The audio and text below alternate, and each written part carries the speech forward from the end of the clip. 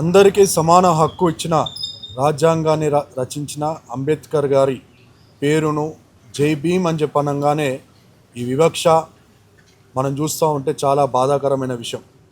ఎక్కడి నుంచో ఇక్కడికి బ్రతకడానికి వచ్చి ఎన్నో ప్రాణాలు బలిదానాలు చేస్తే కానీ రాని తెలంగాణలో అయ్యో పాపం అని చెప్పి మేము కొద్దిగా స్థానాన్ని ఇస్తే ఈరోజు 6 నెలల దోషం అన్నట్టుగా కనబడుతూ ఉంది. ఈరోజు మేము పిలుపునిస్తూ ఉన్నాము. ఆర్పిఐ పార్టీ తరఫున కూడా మేము సుబ్బరాజ్ అన్న గారికి మద్దతు ఇస్తూ ఉన్నాము. వారికి వెనకాల మేము ఉన్నాము. రామ్దాస్ అత్వాలే సెంట్రల్ మినిస్టరు వారు కూడా ఈ విషయంలో సంఘీభావన తెలియజేస్తూ ఉన్నారు.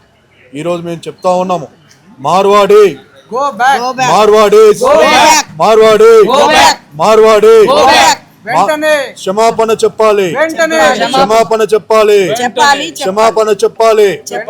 మా డిమాండ్ మరొకటి, ఏదైతే ఈరోజు వివక్ష, ఏదైతే ఈరోజు అహంకారం కనబడుతూ ఉందో, ఎట్టి పరిస్థితుల్లో రాత్రి ఏదైతే కేసు ఫైల్ అయ్యిందో SC/ST అట్రాసిటీ యాక్ట్ ఖచ్చితంగా సెక్షన్లు పెట్టాలి.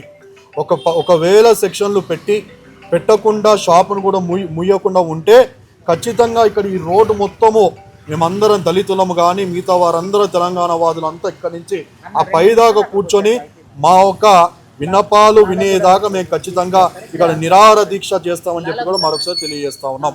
తెలంగాణ మొత్తంలో ఇంతకుముందు కూడా ఇలాంటివి పరిస్థితులు జరిగినప్పుడు చాలా పెద్ద విషయంలో చాలా పెద్దగా ఈ యొక్క విషయం బయటకు వచ్చినప్పుడు కూడా మార్వాడీస్కి గుజరాతీస్కి ఖచ్చితంగా ఒక వార్నింగ్ ఇవ్వడం జరిగింది.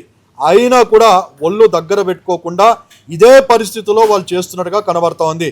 మరొకసారి ఒక వేదిక నుంచి మేము చెప్తా ఉన్నాము, ఎక్కడైనా కానీ తెలంగాణ వారి మీద కానీ తెలుగు వారి మీద కానీ మార్వాడీలు గుజరాతీలు హిందీ వారు ఎక్కడి నుంచో బ్రతకడానికి ఇక్కడ వచ్చిన వారు ఎక్కడైనా కానీ కుక్క పెత్తనము చేయడానికి ప్రయత్నిస్తే ఒళ్ళు పగులుతుందని చెప్పి ఒక సందర్భంగా తెలియజేస్తాను.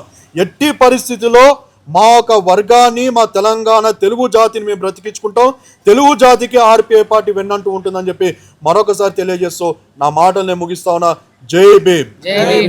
అన్న, ఎన్నిసార్లు కేసులు పెడతా ఉన్నారు, ఇన్ని ఉద్యమాలు చేస్తా ఉన్నా కూడా వాళ్ళ అరాచకాలు మారట్లేదు. అంటే మీ పోరాటాల్లో లోపం ఉందంటారా? పోలీసులు సరైన చర్యలు తీసుకోవాలంటారా? ఇప్పుడు రేపు ప్రభుత్వము రేవంత్ రెడ్డి నిద్రపోతా ఉన్నాడని చెప్పి అంటా ఉన్నా. ఎలక్షన్కి ముందు కేసీఆర్ ఫామ్ హౌస్లో పండుకుంటా ఉన్నాడని చెప్పి మాట్లాడినారు. రేవంత్ రెడ్డి ఈరోజు ఏ ఫామ్ హౌస్లో పండుకుంటున్నాడని నేను అడుగుతా ఉన్నా. ఇంత పెద్ద ఎత్తున జరుగుతూ ఉన్నా నువ్వు తెలంగాణ బేస్ చేసుకొని తెలుగు వారిని బేస్ చేసుకునే కదా ఈరోజు నువ్వు ముఖ్యమంత్రి అయినావు. ఎక్కడున్నాడు ఈ ముఖ్యమంత్రి? ఈరోజు ఓసారి దావాస్ అని చెప్పి అంటాడు, ఇంకోసారి ఎక్కడని చెప్పి తిరుగుతూ ఉంటాడు. గ్రౌండ్లో ఈరోజు ప్రజలకు జరుగుతున్న వివక్ష, ప్రజలకు జరుగుతున్న అన్యాయం విషయంలో ముఖ్యమంత్రి ఎక్కడ పడుకున్నాడని చెప్పి ఈరోజు ప్రశ్నిస్తా ఉన్నా. ఇది ఖచ్చితంగా ముఖ్యమంత్రి కాంగ్రెస్ రెడ్డిల యొక్క అహంకారంకి సూచనగా మాకు కనబడతాం. అంటే ఇంతకుముందు కూడా 2-3 కేసులు తెలంగాణలో అయినప్పుడు మళ్ళీ కాంప్రమైజ్ అయ్యారు.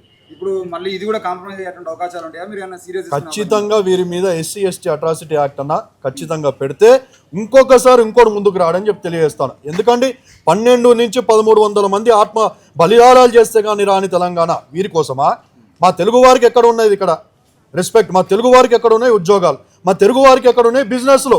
ఈరోజు మేము కోరుతా ఉన్నాము, ఇలాంటి వారు ఒకవారు పెట్టుకుంటే దానిలో ఖచ్చితంగా ఉద్యోగం చేసేవారు తెలుగు వారే ఉండాలి. ఇది మా డిమాండ్.